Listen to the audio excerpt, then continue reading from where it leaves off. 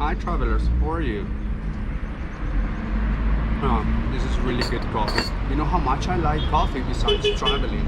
And today we are at a very special place. We are across from probably the most important palace of the Tawantinsuyo and times before. We're talking about QORIKANCHA. It is going to be a great experience because from there we're going to go to the rest of the temples and palaces of the Incas and Cusco.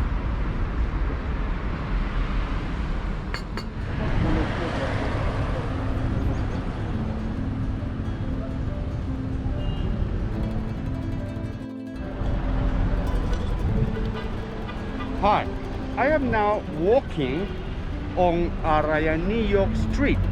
Arayan is an interesting name of a street because it is a herb, a plant, bush, as a matter of fact. And some of the streets of Cusco were named after something that it had a lot. So it makes me think that Arayan, the bush I told you about, was something we had a lot here.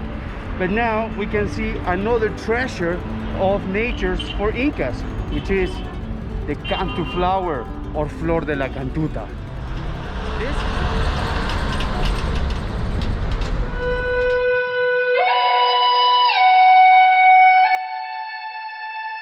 QORIKANCHA is a compound word that comes from two Quechua words, Cori, which means gold, and Cancha, which means temple or place. It was supposed to be such a sacred place that to access there were some regulations you had to follow, like no shoes.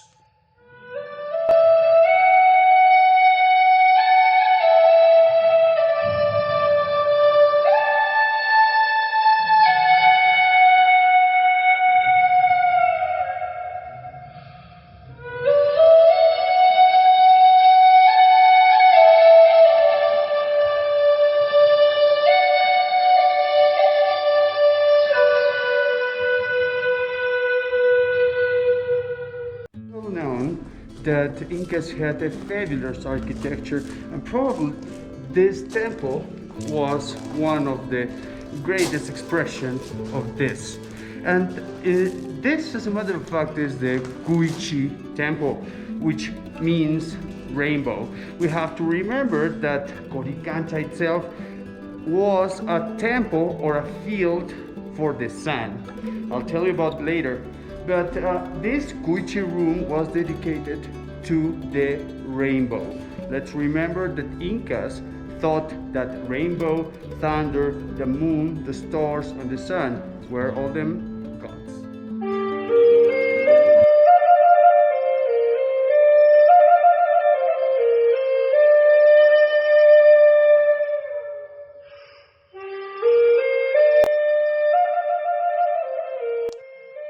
There is a Quechua word that is fascinating. It is illa, which is another way of expressing what illapa is, and it is everything related to the enlightenment that the lightning does, which includes the ray itself and the thunder, of course. Whomever that got its blue sparkle would become someone wise and sacred for having been enlightened. So this temple must have been really important and sacred back then.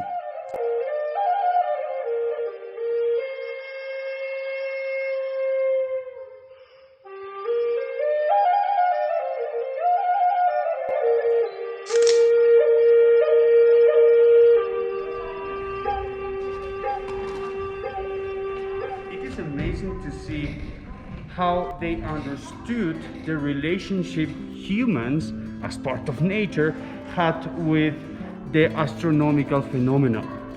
It is here that we can see the rainbow temple and also the thunder temple. And on the other side of this beautiful patio, we're going to see the temple of the moon and Venus and the stars.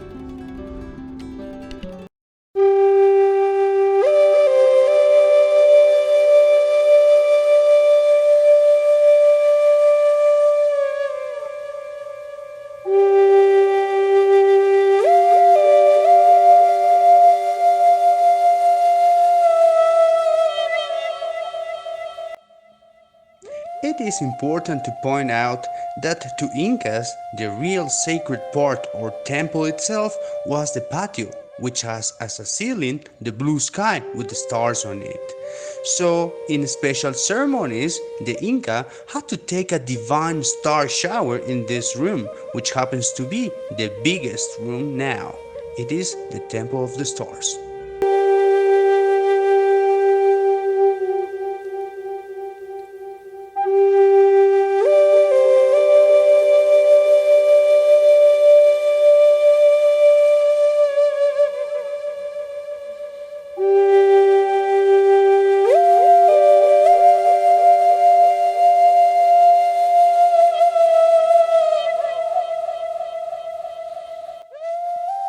After this temple, we'll see a narrow passageway that was dedicated to Venus, from where some important stars were seen to make agricultural decisions.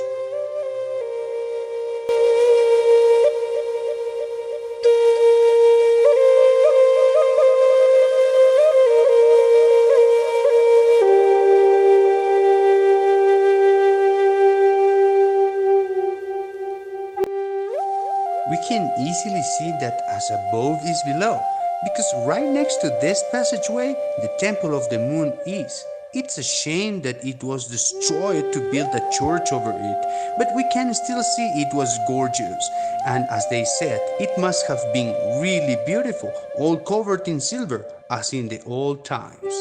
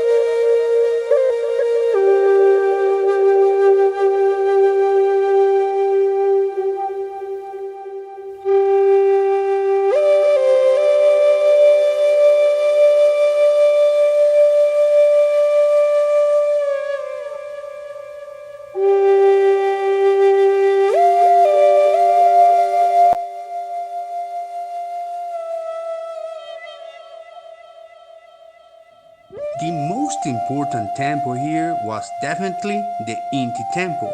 It was devoted to the god Sun. And of course, it was covered in gold, but the most outstanding thing was an 8-year-old boy statue made of gold that represented noon or midday sun, and it was called Punchaw.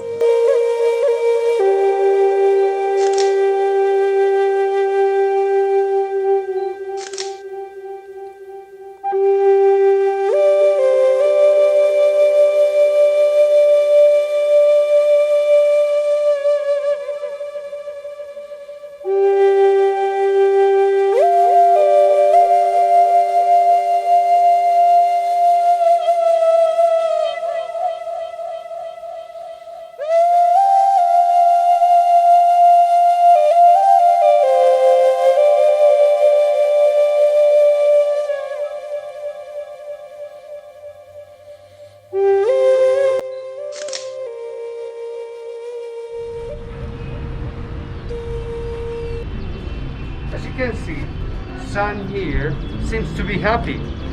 Before it was called QORIKANCHA, according to some chroniclers, it was called Inti Punchaw, or field dedicated to the sun. After Pachakutik made some remodelations here, he decided to cover everything on gold, the most important parts. So as something covered in gold, it became QORIKANCHA, or something covered by gold, or where gold was.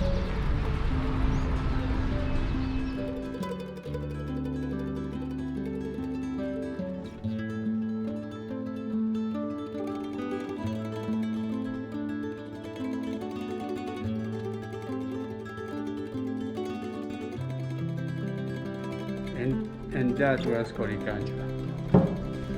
Then we're going to go out, and From here, we're going to go to all the different temples and palaces Incas had. The good thing about it is that we're going to be going through the streets they actually used when everything was not under Spanish control.